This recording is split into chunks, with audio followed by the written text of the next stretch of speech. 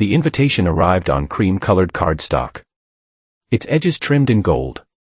Calteris turned it over in his hands, studying the expensive paper with the practiced eye of someone who understood systems and structures. The restaurant name Maison de Cille was embossed in flowing script. 7:00. His birthday. Tonight. Odd, he muttered, setting it on the granite countertop of his kitchen. Coulter checked his watch, a practical timepiece with a leather band worn smooth by years of wear. Not flashy, but reliable. Like him, it was already 5:30. He pulled out his phone and called Verena. After 4 rings, her voice came through, hurried and distracted. Coulter, I'm in the middle of something. I got an invitation from your mother. For my birthday dinner. He kept his voice even controlled at Maison de Cille. A pause. Oh, that. Yes, Mom wanted to do something special this year. You did not mention it. It slipped my mind. I have that work dinner first, remember? The Hastings account. But I'll join you both for dessert. Her voice softened slightly. It'll be nice, Coulter. Mom's making an effort. Coulter's jaw tightened. 7 years of marriage and Loretta Langdon had never made an effort that did not somehow wound him. You sure about this? He asked. Do not be difficult. It's just dinner. The background noise on her end grew louder. I'm about to go wear the navy Armani. Mom likes it. The call disconnected. Coulter stared at the phone for a moment, then tucked it away. Something felt wrong. Loretta despised him, had from a moment Verena brought him home. A systems architect with no family connections was not what she had envisioned for her daughter. Upstairs, Coulter stood before the mirror, adjusting his tie. The navy Armani suit fit perfectly, but the men inside it looked tired. Faint lines around his eyes that were not there a year ago.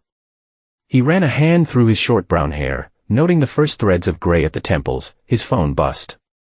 A text from Kenny. Happy birthday, brother. Still on for beers tomorrow, Coulter smiled, his first genuine smile of the day. Kenny Blaine had been his friend since they were 10, had served with him in the army. When everything else in life shifted, Kenny remained constant. Thanks. Yes to beers. Might need them after dinner with the Dragon Lady tonight. That Kenny's response came quickly. Run while you can, man.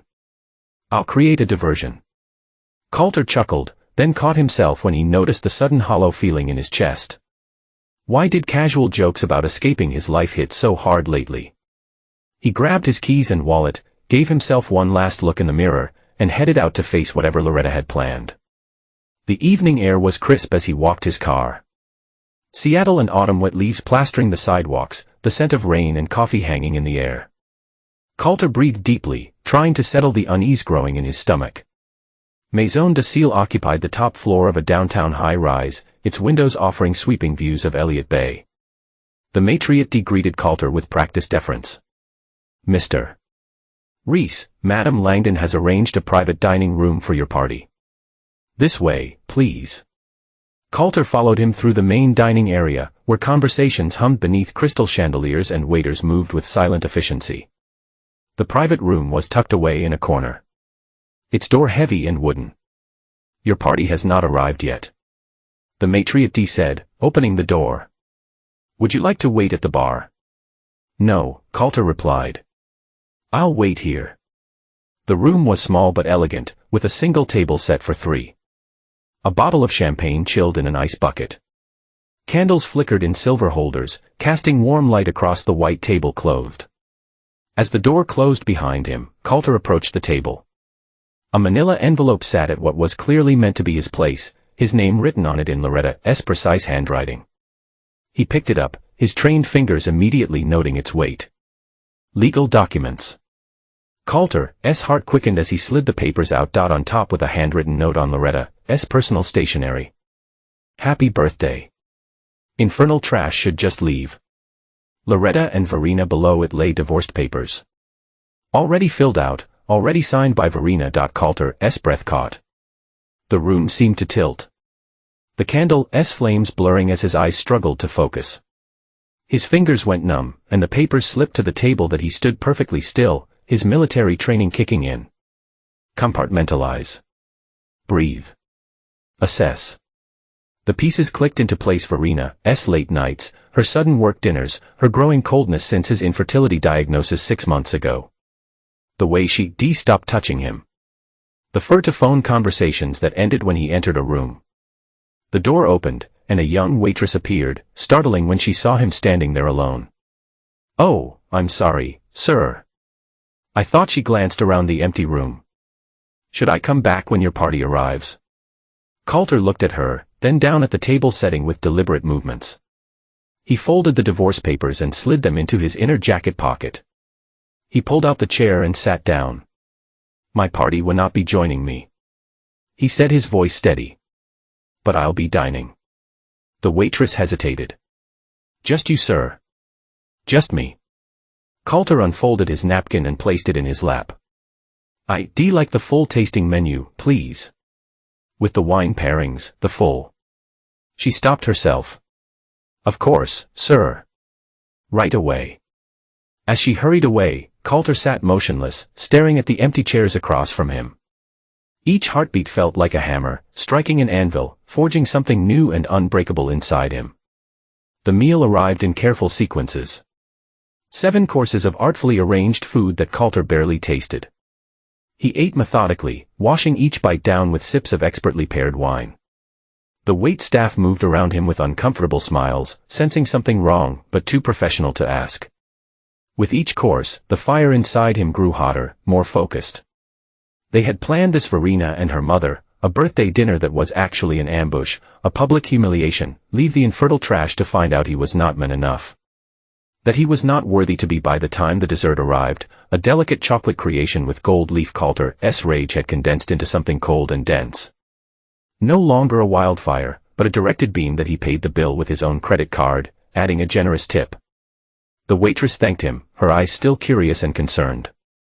"Was everything to your satisfaction, sir?"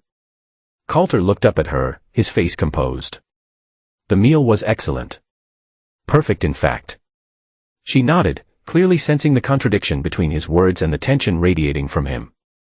"Happy birthday, Mr. Reese." "Thank you."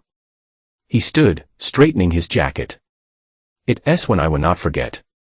The drive home was a blur of street lights and memories. He remembered sitting in the doctor's office 6 months ago. Verena's hand cold in his as the specialist explained the test results. Male factor infertility, treatable in some cases, but in his the damage from a training accident years ago, the chances were nearly zero. "I'm sorry," the doctor had said, "there are other options we can discuss. Donor sperm adoption. We need time to process this." Verena had interrupted, her voice tight. Later that night, she held him, whispered that it did not matter, that they would figure out that she loved him, not some hypothetical child. Coulter gripped the steering wheel tighter. Lies. All of it. His mind shifted to Loretta, to the dinner party 2 months after the diagnosis. He overheard her in the kitchen, speaking to Verena. "Darling, you see, I not possibly stay with him now. What's the point? The brother's boy has always been sweet on you. And his family is actually somebody. Think about it, no children. That's not a marriage. It's a dead end." He remembered the pause before Verena responded, too quiet for him to hear. He walked away, not wanting to know her answer, telling himself she defended him, needing to believe that. A week later, the strange text had appeared on her phone while she was in the shower. Coulter had seen a flash on the screen, a message from someone listed only as W. "Miss you already. Last night was perfect." He confronted her. She laughed it off. A work colleague. The message was about a presentation they nailed. He chosen to believe her because the alternative was too painful. Coulter pulled into their driveway, killing the engine. He sat in the dark car, staring at the house they bought together 3 years ago. The porch light was on, but no other lights shone from inside. Verena was not home, of course. Work dinner. He pulled out his phone and texted Kenny. "Time to break them." The response came immediately. "What happened?" "Not over text. Meet me tomorrow. Early." "Roger that." My place 7 am. Coulter pocketed his phone and finally got out of the car. He unlocked the front door and stepped inside the dark house. It smelled faintly of Verina's perfume, expensive, like everything else she chose. He walked through the rooms, seeing them with new eyes. How little of himself existed in this space. How carefully Verina had curated their home to please her mother, to project the right image that in their bedroom. He opened Verina's closet, designer dresses and shoes, handbags worth more than most people's monthly salary. He touched nothing, simply observed. Then he moved to the bathroom, opening drawers and cabinets. In the back of her vanity, behind bottles of face cream, he found a small pill container. Birth control pills. They stopped using contraception over a year ago when they decided to try for a child. Before his diagnosis, she'd been taking them secretly, even when they were trying. Even before she knew he could not give her children, Coulter closed the drawer softly. In his office, he booted up his computer and logged into their joint bank accounts. Regular withdrawals to an account he did not recognize. Large sums, going back months. The pieces kept falling into place, forming a picture so ugly he could barely look at it. But he forced himself to see it all, to understand exactly what he was dealing with. By the time he finished, it was past midnight. Verina still had not come home. Coulter returned to their bedroom and packed a small bag, just enough clothes for a few days, his laptop, and important documents. Before leaving, he took one last look around the house. 7 years of his life. 7 years of what he now knew was an elaborate lie. Coulter walked out, locking the door behind him. He got in his car and drove to a hotel downtown. Tomorrow, the war would begin. Kenny's apartment smelled of coffee and gun oil. The small living room reflected its owner, practical, no nonsense, with hints of military precision. A well-worn couch faced a TV mounted above a fireplace. On the coffee table lay several gun magazines and a half-assembled fishing reel. Coulter sat with his hands wrapped around a mug of black coffee, his voice steady as he recounted the previous night's events. He slept little at the hotel, his mind racing with plans and possibilities. Kenny paced as he listened, his expression darkening at 6'2" with broad shoulders and calloused hands. He looked like what he was, a man who fixed broken things for a living. Those rich witches, Kenny spat when Coulter finished. Always knew Verina was cold, but this, he shook his head. What do you need from me? Information, Coulter replied, and maybe muscle, depending on how this plays out. A knock at the door interrupted them. Kenny checked his watch. That LLB Lana. I called her when you texted last night. He opened the door to reveal a petite woman with dark hair tied back in a tight ponytail. Lana Espinosa nodded at Coulter as she entered, her sharp eyes taking in his rumpled appearance. You look like hell, she said, placing her laptop bag on the table. Nice to see you too. Lana, Coulter replied. Lana had worked with Coulter at his previous firm. As a financial analyst, she had a gift for finding patterns and chaos and a notorious talent for office gossip. I brought coffee and information. She pulled out her laptop and a paper bag from which wafted the scent of pastries. Kenny, fill me in. I've been busy since 5 a.m. What did you find? Coulter asked, leaning forward. Lana, open her laptop. Well, for starters, your mother-in-law has been planning this for a while. She's been meeting with divorce attorneys for months, very discreetly, but not discreetly enough to hide from someone who knows where to look. She turned the screen to show Coulter a series of calendar entries and credit card statements. And then there's the matter of Wells Carruthers. Carruthers, the name struck a chord, the banking family, the very same. Wells is the younger son. Harvard Business School, trust fund, sits on a few charity boards. Lana pulled up a photo of a handsome man in his early 30s, blonde and polished. And he's been spending a lot of time with your wife. She scrolled through several photos, social media posts showing Verina and Wells at charity events, gallery openings, restaurant dinners. In most, they maintained a respectable distance, but their body language told a different story. When were these taken? Coulter asked, his voice tight. Over the past 4 months, they've been careful, always in public, always with plausible deniability. But about 6 weeks ago, they got sloppy. She pulled up a security camera still from what looked like a hotel corridor. Wells and Verena wrapped in each other's arms, his face buried in her neck. "How did you get this?" Kenny asked, impressed. Lana smirked. "I know people who know people. The point is, they've been meeting at the Grayson Hotel every Tuesday and Thursday afternoon. Your wife claims by appointments or late meetings. Wells tells his secretary he's at the club." Coulter's face remained impassive, but his eyes hardened. "This is good." "Lana. What else?" "Your mother-in-law's foundation may not be as charitable as she claims. I found some financial irregularities that suggest tax evasion. I'll need more time to confirm, but looks promising." "Her sister Nadine might help with that," Coulter said. "They have not spoken in years, some falling out over their father's will. She lives outside Portland now." Lana nodded, making a note. "I'll find her." Kenny had been quiet, looking at the photos of Wells and Verena. "You know what you need to do first, right? Confirm they're still at it. Catch them red-handed." Coulter nodded. "Today's Thursday. Then let's go hunting," Kenny said. Grabbing his jacket. 3 hours later, they sat in Kenny's truck half a block from Coulter's house. Wells' silver Mercedes was parked in the driveway. They're not even trying to hide it anymore. Kenny muttered to Coulter's face with stone. "Why would they? The divorce papers are signed. They think I'm out of the picture already." Kenny gripped the steering wheel. "We should go in there right now. Let me talk to this trust fund kid." "No," Coulter's voice was firm. "That's what they'd expect. Verena would love a scene me barging in, losing control. It would fit their narrative of the unstable, inadequate husband." He pulled out a small package from his pocket. "I have something better in mind." Inside the package was a tiny wireless camera, no bigger than a button. "I need to place this where it'll capture them," Coulter explained. "I'll wait until they leave." Kenny eyed him. "You taking this awfully well." "No, I'm not," Coulter said quietly. "I'm just channeling it differently than they'd expect." They waited another hour before Wells and Verena emerged from the house. She wore fitted dress and high heels.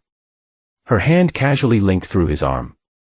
They got into his car and drove away, laughing about something. Coulter watched them go, his face expressionless. "Give me 20 minutes." He walked to his house, unlocking the door with steady hands. Inside, evidence of their presence lingered: 2 wine glasses on the coffee table. Verena's scarf tossed over a chair. The bedroom door stood half open, the sheets tangled. Working quickly, Coulter placed the tiny camera on a bookshelf with a clear view of the living room. He synced it to his phone, checking the angle and feed. Perfect. Before leaving, he noticed Verena's laptop on the dining table. Open, logged in, a gift. Coulter sat down and began to scroll through emails, taking screenshots of anything useful. There are dozens of exchanges with Loretta about him mocking his infertility, complaining about his modest ambitions, planning the divorce ambush, and emails to Wells, intimate, explicit, going back month. He sent copies of everything to himself, then carefully returned the laptop exactly as he found it. Outside, Kenny was waiting in the truck, engine running. "Did you get what you needed?" he asked as Coulter climbed in. "More than they know," Coulter replied, holding up his phone to show the live camera feed from his living room. "Now we wait." 3 days later, Coulter sat in his hotel room, surrounded by printouts and his laptop. He'd taken time off work, citing a family emergency, not entirely a lie. The camera had captured everything. Wells and Verena returning to the house later that night. Their conversation about the divorce.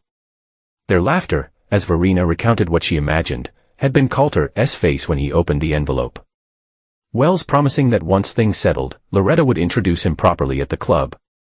Coulter had watched it all, recording everything, his rage crystallizing into something cold and purposeful. His phone buzzed. Lana.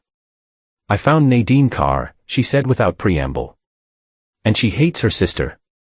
She's sitting on a gold mine of dirt, including tax documents that prove Loretta has been skimming from her charity for years." "Will she share them?" Coulter asked. "Already has. I'm sending them to you now. Also, I have a contact, Madison Blake. She runs that gossip account Seattle Exposed. Half the city follows her. Very discreet about her sources. Coulter thought for a moment, set up a meeting and tell Kenny I need him tonight.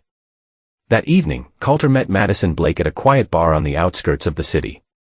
She was younger than he expected, barely 30 with shrewd eyes and a quick smile.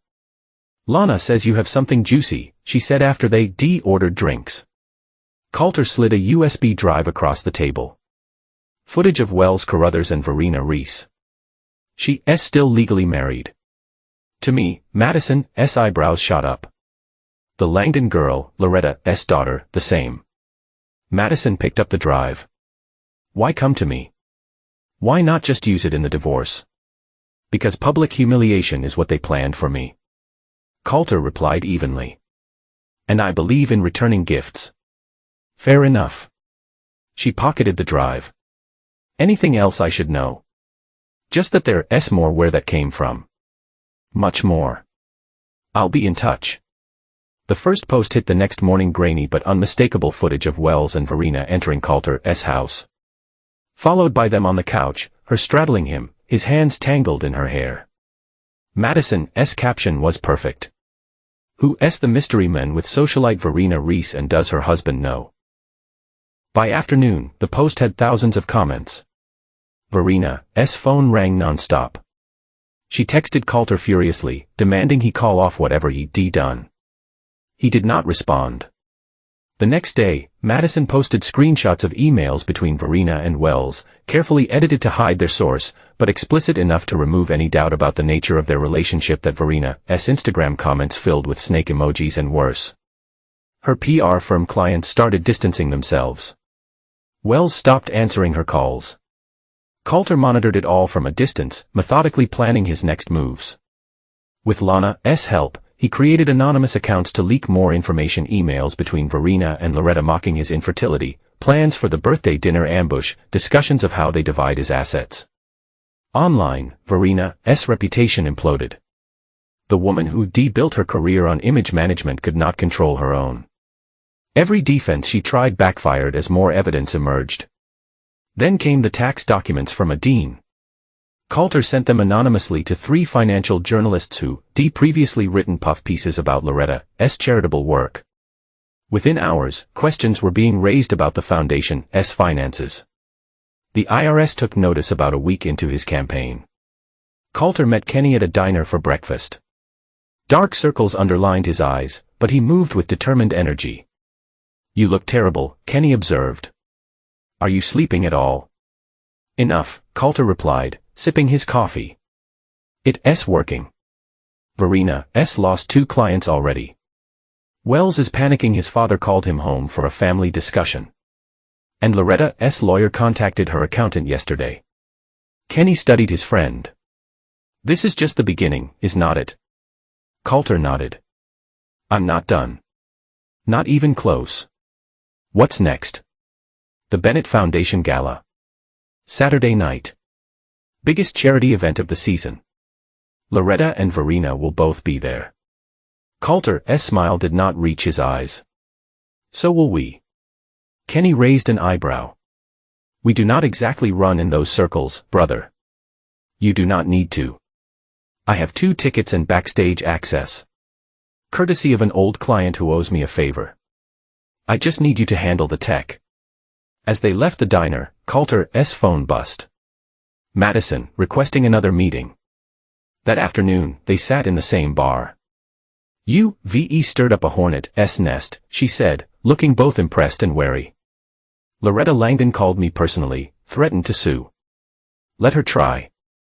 Everything UVE posted is true and verifiable. Madison leaned forward. What's your end game here, Coulter? What do you want? He met her gaze steadily. Justice. They try to break me. I'm returning the favor. Well, you re-succeeding. Verena's been uninvited from 3 events this week. And rumor has it Wells' father is shipping him off to their London office. Coulter nodded, unsurprised. I have more. For after the gala. Madison studied him. You know, most men in your position would just take the money and move on. I'm not most men. He stood to leave. And this was never about money. The Bennett Foundation Gala occupied the grand ballroom of Seattle's oldest hotel. Crystal chandeliers cast warm light over tables draped in white linen. The city's elite mingled in evening wear, sipping champagne and performatively writing checks for charity.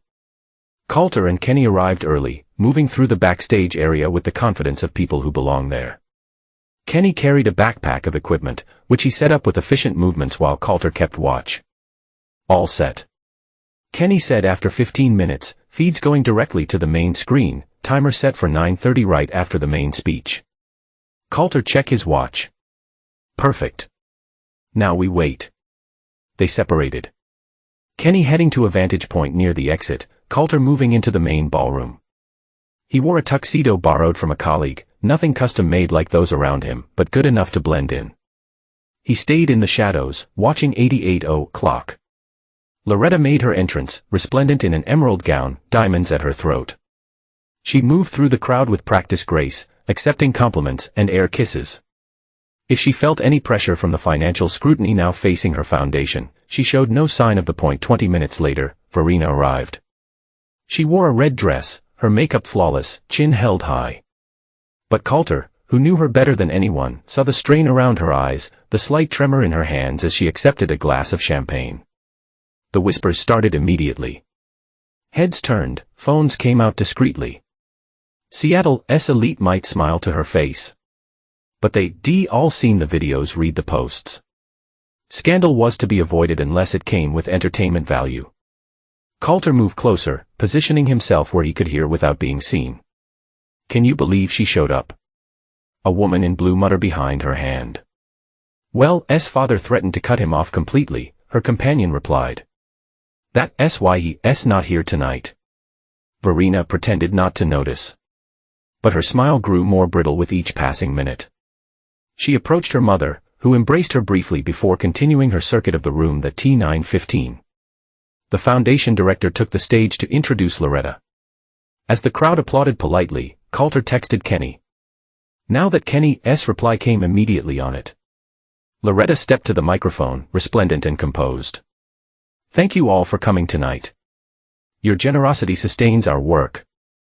As she spoke, Coulter noticed several people checking their phones, eyes widening. The whispers grew louder. Someone gasped. Verena, standing near the front, pulled out her own phone. The color drained from her face that on every social media platform, Madison was posting in real time. Screenshots of Loretta's tax fraud documents, emails between Loretta and Verena planning the divorce dinner, the most explicit exchanges between Verena and Wells, and a leaked photo of tomorrow's tabloid cover, Wife from Hell, Betrayal, Infertility Bullying, and the Dinner from Hell. Loretta continued speaking, unaware of the digital storm erupting around her. But the audience's attention had fractured. More phones appeared. More whispers. The waiter approached Verena, handed her a tabloid advance copy. She opened it, saw her own face staring back from the cover and swayed on her feet. Exactly 9:30, the massive screen behind Loretta flickered. Her PowerPoint presentation disappeared, replaced by high-definition video of Verena and Wells in Coulter's bed. The sound was muted, but it did not matter, the image was unmistakable. Loretta trailed off mid-sentence, turning to see what captured the audience's attention. Her gasp was audible through the microphone. Chaos erupted. People stood, phones raised to capture both the screen and the reactions. The foundation director rushed to the podium, frantically signaling to the tech booth. But the video continued for a full 30 seconds before abruptly cutting to black. In the stunned silence that followed, Verena's sob echoed through the ballroom. She stumbled toward her mother, reaching for support. Loretta slapped her. The crack of palm against cheek silenced the room. You stupid, careless girl. Loretta hissed, loud enough for nearby guests to hear. Do you realize what you've done? What this will cost us? Verena recoiled, holding her cheek. Me? You re-blaming me? This was your idea from the start. Do not you dare. Loretta began, but stopped when she realized every eye in the room was on them.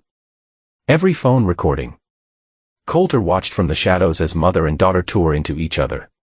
They carefully constructed facade crumbling under public scrutiny.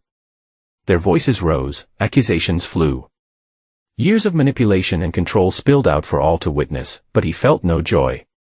Only a cold satisfaction. He texted Kenny. Time ago, outside, they met at Kenny's truck. Mission accomplished. Kenny said, looking at his phone, where videos of the gala meltdown were already trending. Think they know it was you? They will. Coulter replied, but they would not be able to prove it.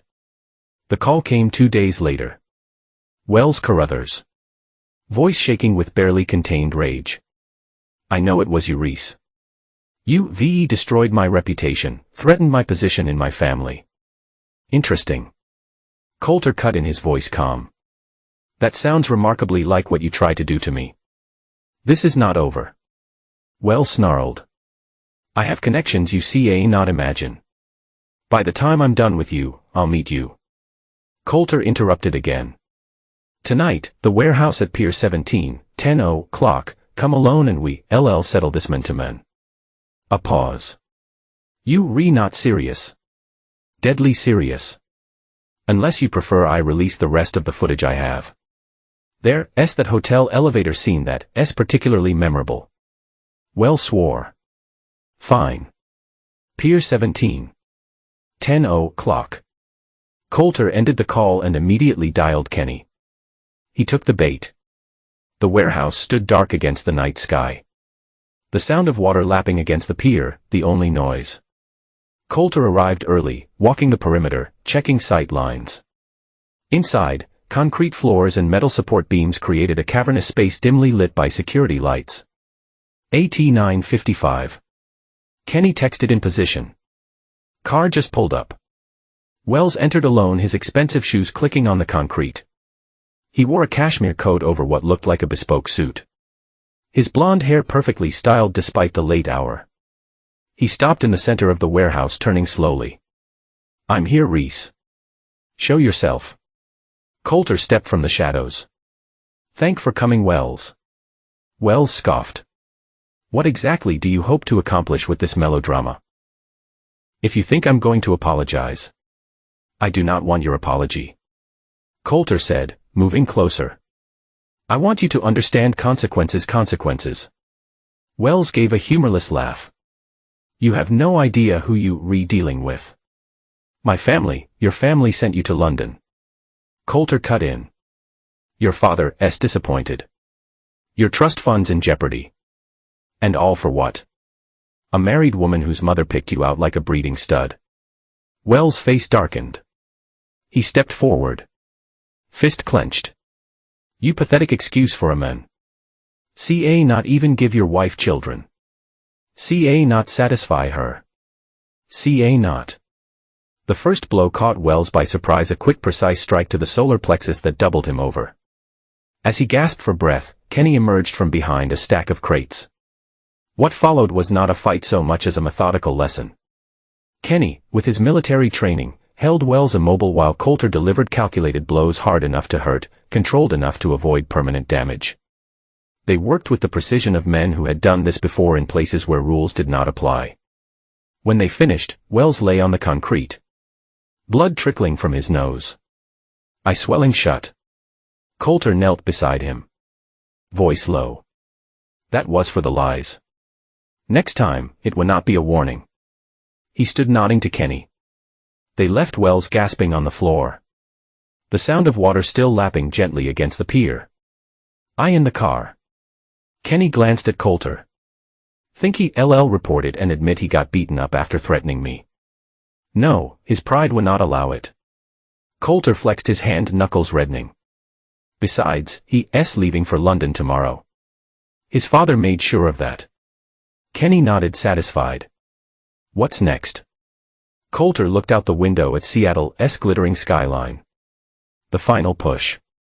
The weeks that followed brought a cascade of failures for Loretta and Verena. That Loretta's assets were frozen pending an IRS investigation. The social invitations that had once filled her mailbox dwindled to nothing. Her carefully cultivated image as a philanthropic leader crumbled as financial journalists dug deeper into her foundation's books. Verena lost her remaining clients. Then her job at the PR firm. Her apartment building's management declined to renew her lease, citing a morality clause that had never before been enforced. With her accounts linked to her mother's now frozen assets, she found herself suddenly cash poor for the first time in her life. Coulter watched it all unfold from a distance, having moved into a new apartment in a different part of the city. He returned to work, explaining his absence as a personal matter that his colleagues were too polite to question further on a rainy Tuesday afternoon. His assistant knocked on his office door. "Mr. Reese. There's a Verena Reese here to see you. She does not have an appointment." Coulter looked up from his computer, face impassive. "Sent her in." Verena entered like a ghost of her former self. Her designer clothes have been replaced by jeans and a simple sweater. Her hair, usually perfectly styled, hung limp around her face. Without her usual makeup, the dark circles under her eyes stood out starkly. "Coulter," she said, her voice small. "Thank you for seeing me." He gestured to the chair across from his desk. "What do you want, Verena?" She sat, hands twisted in her lap. "I need help. Mom's accounts are all frozen. My credit cards are maxed out. I see not pay my rent and the landlord's threatening eviction. And this concerns me." How his voice was even almost conversational. "Please, Coulter. I know you behind everything that's happened. The leaks, the videos, the tax investigation. Prove it," he said simply. She stared at him, tears welling. "I'm not here to threaten you. I'm here to beg." Her voice broke. "I've lost everything. My reputation, my job, my home. Your lover." Coulter supplied. His tone still neutral. A flash of anger crossed her face. "Wells is a coward. He left me the minute things got difficult. Just like Mom did." "Sounds familiar." Coulter observed that Verena's shoulders slumped. "I know I hurt you. I know what we did was cruel. But please, Coulter, we were together for 7 years. Does not that count for anything? 7 years of lies." He leaned forward slightly. "Tell me, when exactly did you stop loving me? Was it when you found out I could not father children? Or was it before that? Was it always a transaction for you?" Tears spilled down her cheeks. "It was not like that. I did love you at the beginning. But then things changed. Mom kept pushing and Wells was there in the pressure to have a baby." "Stop." Coulter's voice remained quiet. But something in it made Verena flinch. "I found your birth control pills, Verena. The ones you taking even when we were supposedly trying to conceive. Even before my diagnosis." The color drained from her face. "I can explain." "I'm sure you can. You've always been good at explanations. At stories. At lies." He stood up. "But I'm not interested anymore." Verena rose to desperation etched in every line of her body. "Please," she sobbed. "I have nowhere to go. No one to turn to." Coulter stepped around his desk until he stood directly in front of her. "You destroyed the only thing that loved you," he said softly. "Beg harder. It still will not matter." She crumpled then, falling to her knees, hands clutching at his suit jacket. "Coulter, please. I'll do anything. I'm sorry. I'm so sorry." He looked down at her. This woman he had once loved more than life itself. And felt nothing. Not satisfaction. Not pain. Just emptiness. "Goodbye, Verena." He gently disentangled himself from her grasp and walked to the door, holding it open. "Do not come here again." As she stumbled past him, mascara streaking her cheeks, he added, "The divorce papers, by the way, I never signed them. My lawyer will be in touch." The final act of Loretta and Verena's downfall played out in public. Just as Coulter had planned out, Lana's connections led them to a pawn shop on the outskirts of the city where Verena had been spotted trying to sell some of her jewelry, the few pieces that were truly hers and not tied up in the financial investigation. But a social media influencer happened to be live streaming nearby when Loretta arrived in a taxi, still dressed in designer clothes, but visibly frayed around the edges. The argument that ensued between mother and daughter quickly drew attention. You ungrateful little fool, Loretta hissed, grabbing Verina's arm. Those pieces were family heirlooms. Your family, not mine. Verina shot back, wrenching free. Besides, what choice do I have? You got us into this mess with your tax schemes. My tax schemes? Loretta's voice rose. Who was it that could not keep her affair private? Who would have flaunted all over town? If you'd been more discreet. Oh, please. This was your idea from the start. Leave the infertile trash, you said. Wells comes from good stock, you said. Verina's bitter mimicry of her mother's voice drew gas from the growing crowd. The live stream caught it all, the accusations, the revelations, the moment Loretta realized they were being recorded and frantically tried to cover her face. Too late. The clip went viral within hours. 2 days later. Lana called Coulter with news. You will not believe this. The morning show wants to interview them. Their producer reached out to Verina directly, offering a chance to tell their side of the story. Coulter's lips curved in a mirthless smile. Let me guess, your friend worked for the show. Production assistant Lana confirmed. The producer has no idea that I suggest to Verina and Loretta as guests. They think they're getting a sympathetic platform to rebuild their image. Well, they do it. Verina already agreed. She thinks it's her chance at redemption. Loretta's hesitant, but desperate enough that she'll probably go along. The interview aired live the following week. The host, Diane Miller, was known for her seemingly sympathetic approach that often lured guests into damning admissions. She welcomed Verina and Loretta with warm smiles and concerned nods. Coulter watched from his apartment. Kenny and Lana beside him on the couch. A mess. Langdon, Mrs. Reese, thank you for joining us today. Diane began. You've been through quite an ordeal recently. Would you like to share your perspective on what happened? Verina, dressed in one of her few remaining designer outfits, leaned forward earnestly. Thank you, Diane. It's been a difficult time, filled with misunderstandings, and I admit some poor decisions on my part. Misunderstandings. Diane's tone remained gentle, but her eyes sharpened. Yes, my relationship with Wells developed during a particularly challenging period of my marriage. My husband and I had learned he could not have children, and the emotional strain. Let's talk about that. Diane interrupted smoothly. You mentioned your husband's infertility. We have some emails here. She gestured, and the screen behind them displayed the messages between Verina and Loretta, mocking Coulter's condition. Would you call these misunderstandings as well? Verina paled. Loretta stepped in all practice grace. Diane, private correspondence taken out of context. Of course, Diane nodded. Context is important. So let's add some context. The screen changed to show the birthday dinner invitation, then the note. Happy birthday. Infernal trash should just leave. This was a note you both left for your husband on his birthday, along with divorce papers. Is that correct? The interview continued its downward spiral. Each time Verina or Loretta attempted to reshape the narrative, Diane countered with evidence: the videos, the emails, the financial documents. The final blow came when she brought out the waitress from Maison de Cile, who tearfully described serving Coulter alone on his birthday after he discovered the cruel note. He was so dignified, the waitress said. He sat there and ate every course by himself, paid the full bill plus a generous tip. I've never seen someone in so much pain try so hard to maintain their composure. In the studio, Loretta's carefully maintained facade crumbled. Clutching her chest, she swayed in her seat.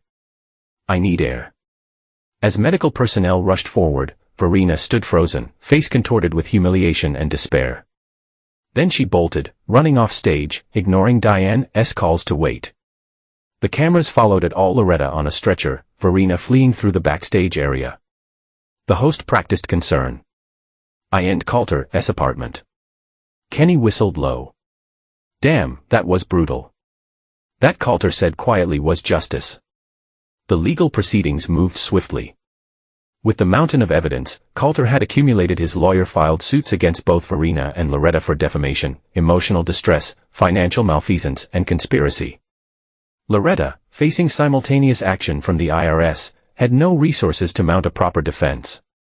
Verena, abandoned by Wells and her mother's connections, could barely afford representation. In the end, the settlement was swift and comprehensive. Coulter was awarded the house, all joint accounts and Verena's vehicle. Loretta was ordered to pay substantial damages, forcing the liquidation of her remaining assets.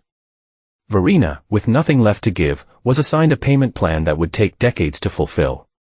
The day after the settlement was finalized, Coulter received an unexpected email from Naomi Bishop, the manager of Maison de Seal. She requested a meeting at his convenience.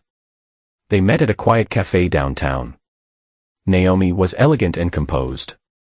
Her dark hair pulled back in a simple knot. She got straight to the point. "I've been following your situation with interest, Mr. Reese. What happened at our restaurant that night?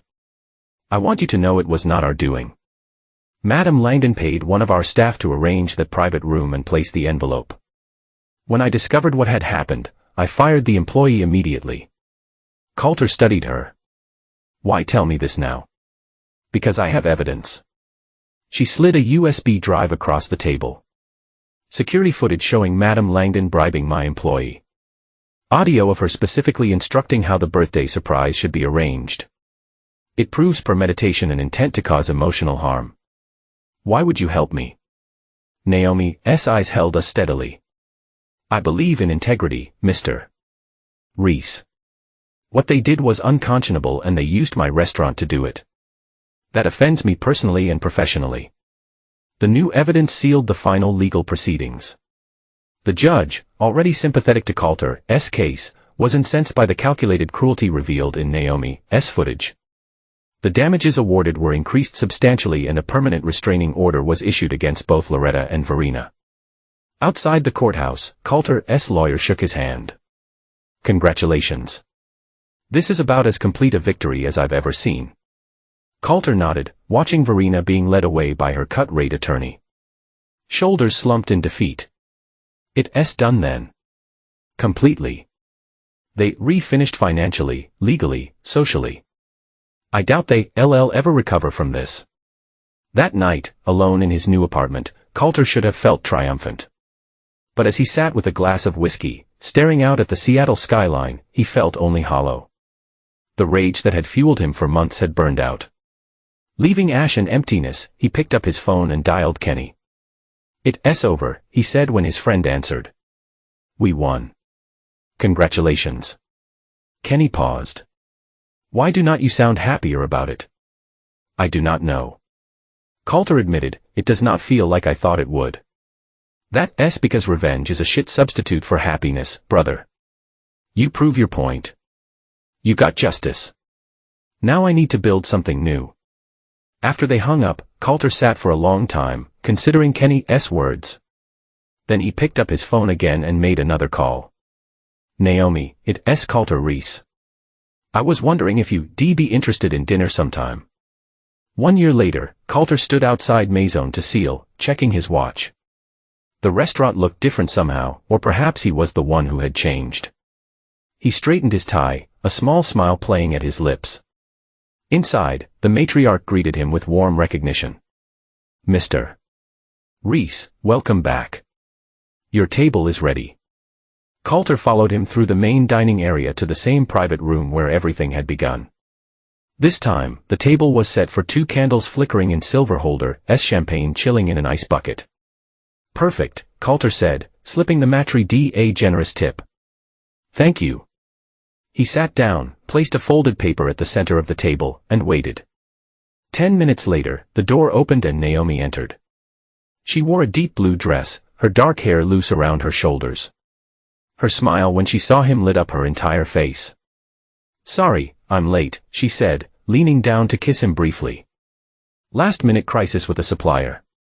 "The burden of ownership," Coulter replied with a smile, standing to hold her chair. 3 months earlier, when Maison de Seal's owner had decided to sell, Coulter and Naomi had partnered to buy it. The restaurant was now theirs, a fact that still made him marvel at life's strange turns. Naomi noticed a folded paper as she sat down. "What's this?" "Open it," Coulter said, pouring champagne into 2 flutes. She unfolded the paper, reading aloud, "Never feed snakes. Let them starve." Looking up, she arched an eyebrow. "Cryptic," Coulter smiled. "A reminder of where we've been and where we're going." "Speaking of where they've been," Naomi said, accepting the champagne. "Did you hear about Loretta? Working at a gas station outside Tacoma, last I heard." Naomi nodded, "And Verena is handing out samples at that grocery store on Pike Street. Cheese cubes and crackers on toothpicks." She took a sip of champagne. "They do not speak to each other anymore.